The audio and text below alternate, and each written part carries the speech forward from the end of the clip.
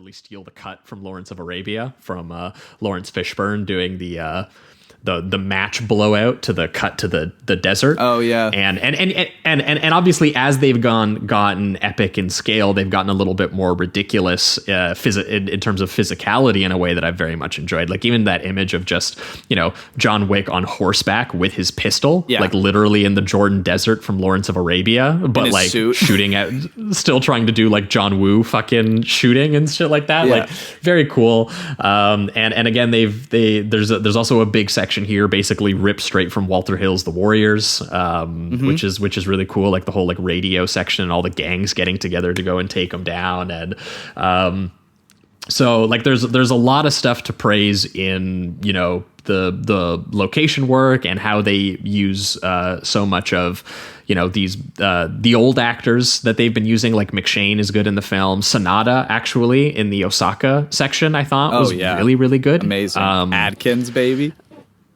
Adkins, yeah, because they also throw in new people too, right? Like that's just it. Like Shamir Anderson is in here, as nobody, the guy who's just trying to cash in on John's body. Although my thing I love logistically about his character is he's trying to get the bounty higher and higher on him. Yeah. So he's literally trying to keep John Wick alive so that the bounty gets higher, so that he can get him when he's worth the amount of money he actually wants for him, which is just, it's kind of a cool little gesture. It's a very Leone, Western outlaw bandit kind of gesture. Me, that whole thing. So because and eventually I'm going to put a bullet in your head, but only when it's the right price. Yeah, it's like that kind of deal.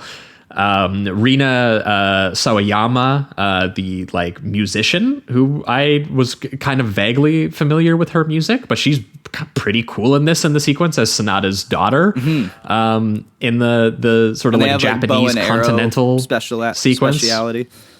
Yeah, that bit when she has the two knives and she's fighting the huge dude and she literally climbs up his back by just stabbing as if she's like rock climbing. And I have to say, I loved that they incorporated her size with him, because I've seen a lot of action movies where they'll have a smaller person go up against a giant person and they still use like classic moves that you'd use against someone similar your size. They do such a cool job of her like climbing through his legs and grabbing onto his back and just using her speed against his slowness and power.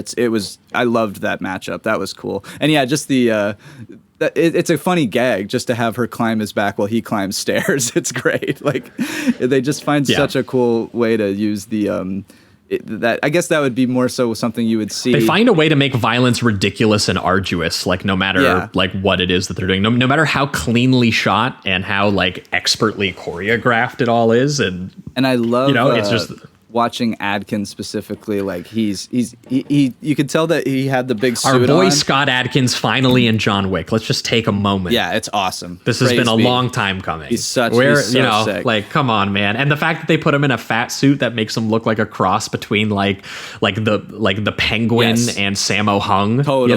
Like it's such a he's hilarious. And he's still using all his like big split kicks and stuff like that, like the high kicks he uses and jump stuff. But he also utilizes the fat suit by making him kind of a powerhouse where he's just like throwing Reeves around and clotheslining him and shit.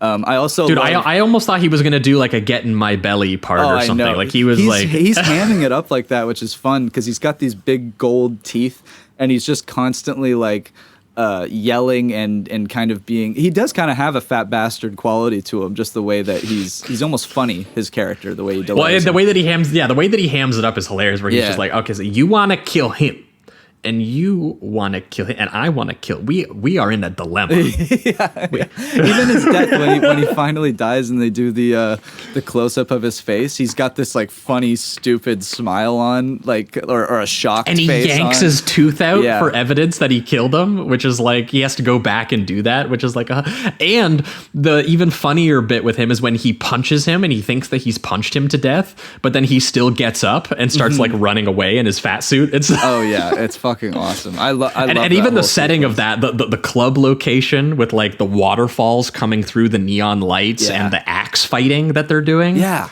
Yeah, so Like, they just man. were like they must have looked at the list and like, which weapons have we not used yet, and just started throwing them in there.